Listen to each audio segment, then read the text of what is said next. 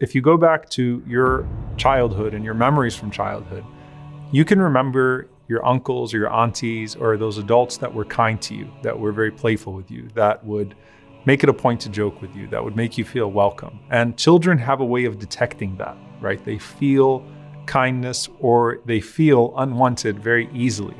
And that's why the Prophet ﷺ stresses, لَيْسَ مِنَّا مَنْ لَمْ يَرْحَمْ صَغِيرَنَا وَيُوَقِّرْ كَبِيرَنَا. The Prophet ﷺ says that he is not amongst us who fails to show mercy to the young ones and at the same time upholds the respect for the elderly.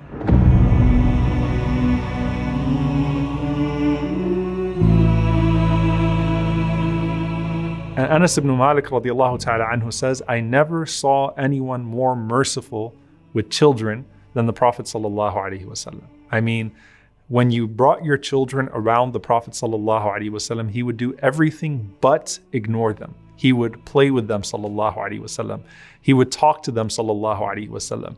And that helps each one of the children develop their own connection, especially to the masjid, right? You talk about making the children love the masjid, going to the masjid and seeing that kind adult, and especially if there is a sweet imam or a kind imam, and in the case of the Prophet ﷺ being your imam, your child wants to go see the Prophet ﷺ because they know that the Prophet ﷺ is going to talk to them. They know that the Prophet ﷺ might give them something.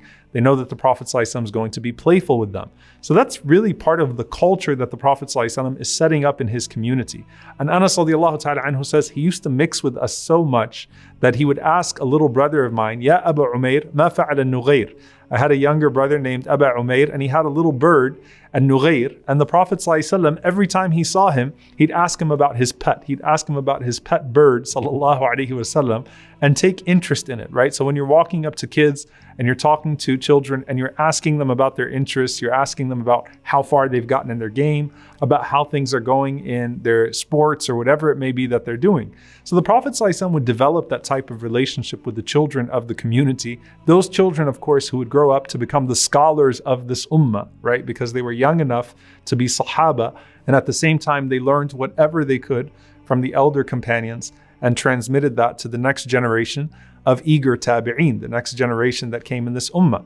So how did this start off with the Prophet ﷺ?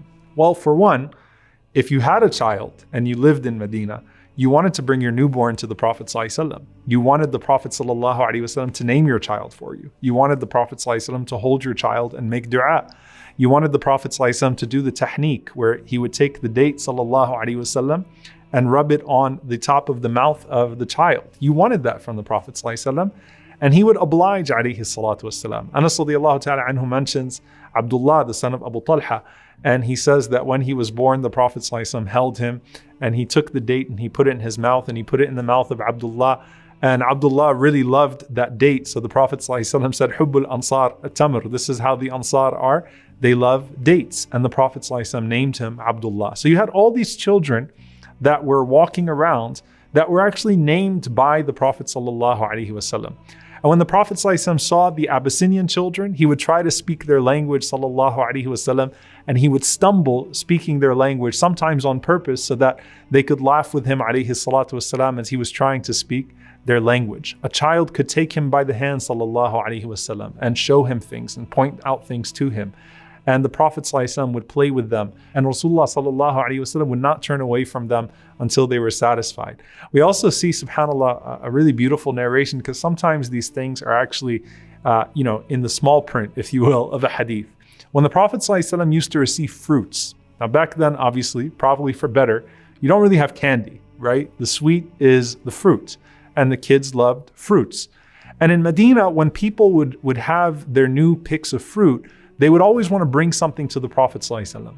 And Rasulullah ﷺ, when he would get a piece of fruit, he would make dua for the fruits of those people, the fruits of Al-Madinah. And then the Prophet ﷺ would do what? He'd look to the smallest child in sight, he'd call that child over, and he'd give them the fruit, alayhi salatu wasalam. So that was like his way of giving candy, sallallahu alayhi wasallam, to the children of the ummah. And this was his habit, alayhi salatu wasalam, even as people would prefer the Prophet sallallahu alayhi wasallam with those sweet fruits.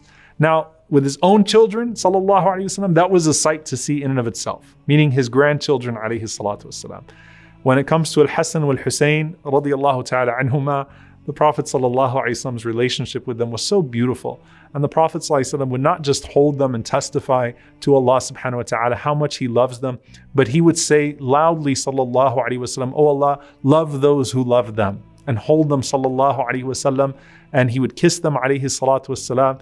Fatima radiallahu ta'ala anha, she mentions when the Prophet ﷺ used to visit the house and he'd call out, "Atamma luka', where's the little one at? Where's the little one at?" And he means, sallallahu alayhi wasallam, "Atamma luka'," he means, sallallahu alayhi wasallam, al-Hasan radiallahu ta'ala anhu, bring him out to me. And the Prophet ﷺ would put in his own cloak, alayhi salatu wassalam, al-Hasan and al-Husayn and Usama ibn Zayd and Zainab and Umama. He would put all of his grandchildren, alayhi salatu wassalam, under his cloak, and he would hold them close and he would make dua.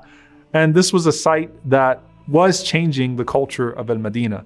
There was a man that once saw the Prophet ﷺ throwing Al-Hasan wal-Husayn and kissing them and hugging them, and he said, "I have 10 of them and I never kissed any of them. Like, this is not normal. You know, we're men, we're not supposed to kiss our children."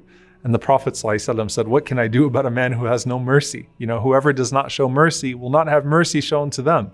So the Prophet ﷺ said, this is part of rahmah, this is part of mercy that we show to these children.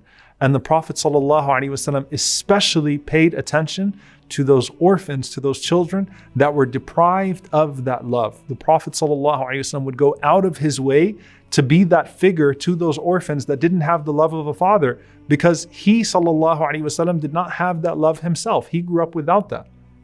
And he said, sallallahu alaihi wasallam, the best house is the one in which orphans are treated well, and the worst house is the one in which orphans are treated poorly. So just like when he talked about feasts being exclusive and the worst feasts being the ones that the poor are excluded from, the Prophet ﷺ says that the worst houses are the ones in which the orphans are not treated well. And the Prophet ﷺ made it a point to be that emotional support and to bring them close ﷺ emotionally, so that they could feel that connection.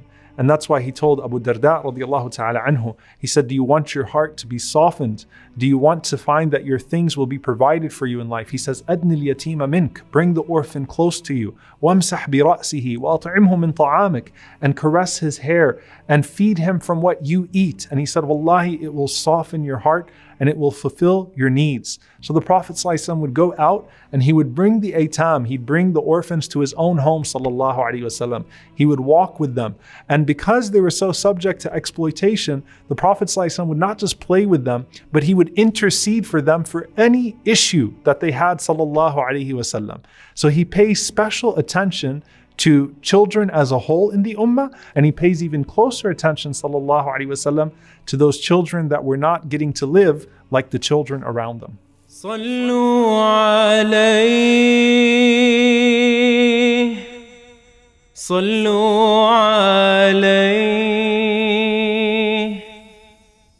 صلى الله عليه وسلم.